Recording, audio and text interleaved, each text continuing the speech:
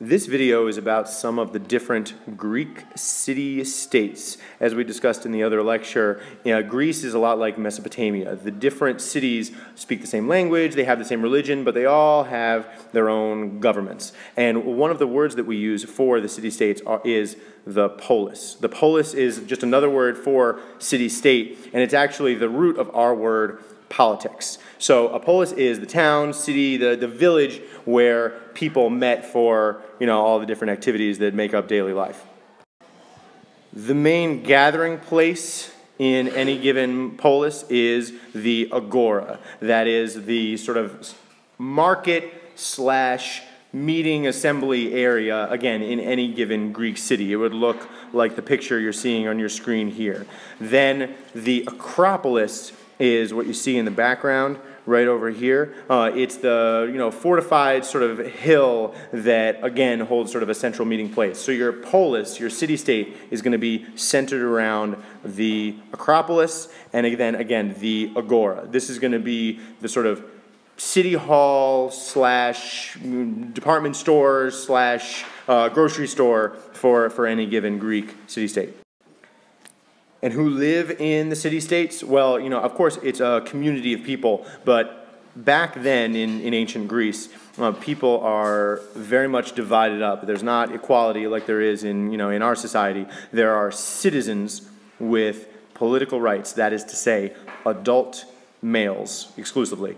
Then you had citizens with no political rights, women and children, who did have some protections being citizens, but not the full scope of rights that an adult man had. And then non-citizens. So non-citizens would be your slaves. Again, there's widespread slavery all throughout ancient Greece.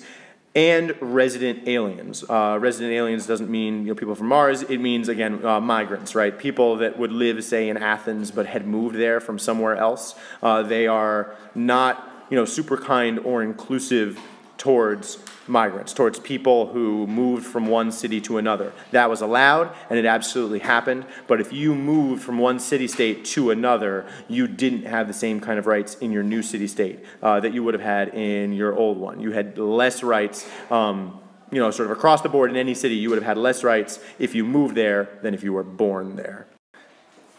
Now we've got to talk about their military systems for a little bit because this is one of the reasons that ancient Greece got so rich and powerful. That was because they developed a military technology, a formation, an idea that ended up just working. It ended up working and besting a lot of their opponents. And that was this. This was called the Phalanx. This was a specific formation. You can see it's like a box that the soldiers would get in. And you'd have these guys with their spears here, and if these guys got taken out, you had the guys right behind them, and their spears would come down. This formation ended up besting a lot of different opponents. It ended up bringing the Greeks a lot of wealth and power because they were able to conquer and defeat potential conquerors using this formation. And the hoplites that you see here, a hoplite was an infantryman. It was again a soldier with a shield, a sword, a spear. This became the essential unit for the Greek military. It used to be, before this, the Greek military was based around the nobles who would ride on horses and stuff, and you basically needed to be really rich to be an effective fighter. When they figure out that this is the better way of doing it, it sort of helps bring power down to down to the people, down to the more regular people, because regular people are able to be effective soldiers. The Greeks do not stay in what is modern-day Greece, which is the area you see in red here. The Greeks colonize all over the place. All these little red dots are different Greek colonies. The motivations for colonization were the same as the motivations for the colonists who came to America. They were people in Greece who wanted to go to another land, because they wanted better farmland, because they wanted a better opportunity, they wanted to spread Greek ideas to a different place, and they wanted to have a chance to be a part of a city that was forming, right? They wanted to be have a chance to be like the first family of some city far away. So the Greeks did a lot of colonization. They moved all over the place, and this helps spread Greek ideas, the Greek language, all this kind of good stuff all across the Mediterranean. Now I want to talk about two city-states in particular. They're the most important two. They're the two that we'll focus on for much of this unit. Number one is Sparta. Sparta, the city that you did the research on today during your DBQs.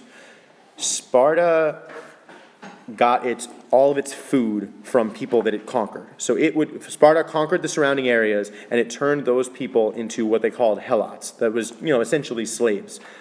The helots made all the food for the Spartans. The Spartans spent all their time training and becoming these great military guys that you read about today in order to keep control over the helots. So they create this strong military state in order to maintain their strong military state. So this very much affects their outlook, the way that they conduct their business, and the way that they live their lives. Athens, which I'll talk about in a second, is like pretty much the exact opposite of that. Let's look at that. First, some definitions are in order. I would call Sparta an oligarchy. That is to say, it's ruled by the few. They have two kings actually, and they're ruled by essentially their old men. They're ruled by the people who have managed to survive all of their wars, who are like over 60. They're ruled by their elders, and they're ruled by a small little group. Athens, on the other hand, is a democracy. That means the rule of the many. Athens has voting. Athens is incredibly unique in the ancient world in that they've got any citizen, which is to say any adult male, is allowed to go and argue and vote, and it's, again, a very sort of unique thing. Let me look at them a little more in depth, and then we'll be done. So Athens becomes a democracy in 507. There's a whole series of events that leads up to this. I'll make it short and sweet and just say that there was a lot of conflict between rich and poor, and things are looking really rocky and bad for a while. And then a couple different rulers come in and try and make some reforms to calm things down. The last of these guys, the guy I'll consider the father of democracy, is Cleisthenes. He's the leader again. He's trying to diffuse this situation. Rich people are angry at poor people. There's lots of yelling. And he's like, hey, listen. Let's just make this weird, crazy democracy thing. Everyone will have a voice. Everyone will be able to vote. And then we'll all be chill, right? And it sort of works. It sort of settles the situation down, and Athens becomes a democracy. A very different democracy than us.